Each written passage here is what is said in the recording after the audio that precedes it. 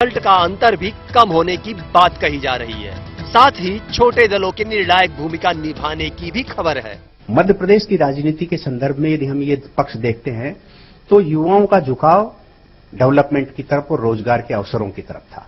और यदि दावे करने वाले व्यक्ति अपने लिए कुछ तर्क दें कि बीजेपी ये तर्क दे कि ये आधार थे, इन 5 आधारों के कारण मेरी तरफ मतदाता झुका हो, तो एक पक्ष बनता है। कांग्रेस यदि कहे कि 5 दावे मेरे लिए हैं जिनके आधार पर मेरी तरफ वोट बढ़ा है, तब हम कह सकते हैं। वस्तुतः जो देखा गया वो ये देखा गया है कि जो मध्य प्रदेश में पिछले 10 वर्ष में डेवलपमेंट हुआ है, उस डेवलपमेंट को बेस मान करके लोगों ने मतदान किया है। सूबे में 2008 में करीब 69% मतदान हुआ था।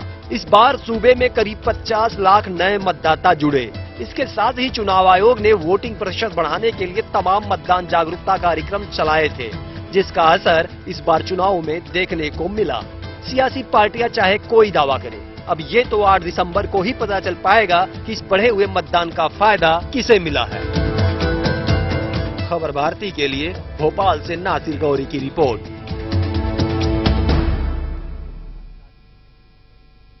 जी हां, तो 25 नवंबर भी बीत गया, मतदान का दिन भी बीत गया और दिन के साथ साथ वोटिंग भी हो गई। वोटिंग के साथ साथ प्रतिशत भी बढ़ गया और प्रतिशत बढ़ा है तो क्या बदलाव देखने को मिलेगा, क्या कुछ नजर आएगा सूबे में? सूबे का इतिहास एक बार फिर से दोहरेगा या फिर कुछ और नजर आने वाला है, ये 8 दिसंबर तय करेगा। 8 दिसंबर के नतीजे तय करेंगे।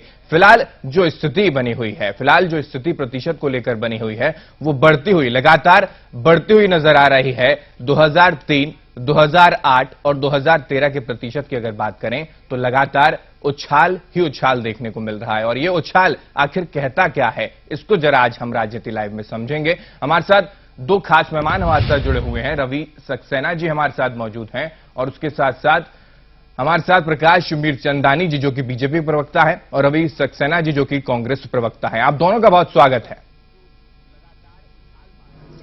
रवि जी, सबसे पहले मैं आपके पास आऊंगा और यही जानूंगा कि जो प्रतिशत जो लगातार उछाल मार रहा है, लगातार जो इजाफा प्रतिशत में देखने को मिल रहा है, आखिर कहता क्या है ये प्रतिशत?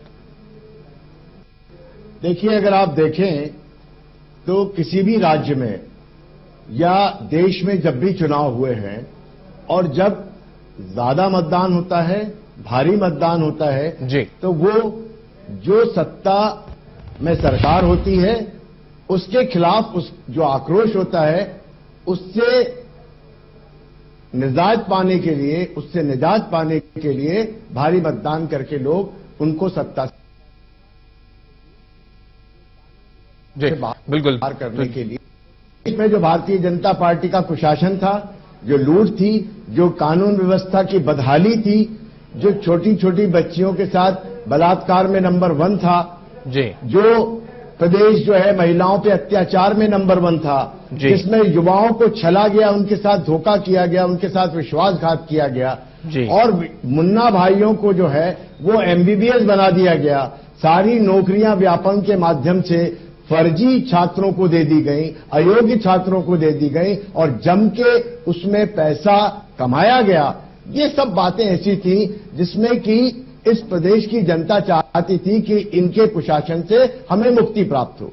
आप देखें तो बिजली की बहुत बात की गई जी, पर अगर आप आंकड़े उठा के देखें तो 1 मेगावाट बिजली मध्य प्रदेश में बनाई नहीं गई और 32,000 करोड़ रुपए की बिजली खरीदकर बिगैर टेंडर के करोड़ों अरबों रुपया भारतीय जनता पार्टी के मुख्यमंत्री और उनके कारिंदों ने कमाया। तो मेरा यह कहना है कि सड़क नहीं, बिजली नहीं, पानी नहीं, और जो सड़क दिखाई आप देखें विज्ञापनों में कि ये हमारी सड़कें हैं, जबकि वो सड़क दुर्गापुर का NH2 था। बता रहे हैं कि ये हमारे खेत हैं, वो खेत ईरान के थे और वे मशीनें बता रहे थे वो अमेरिका की मशीनें थी।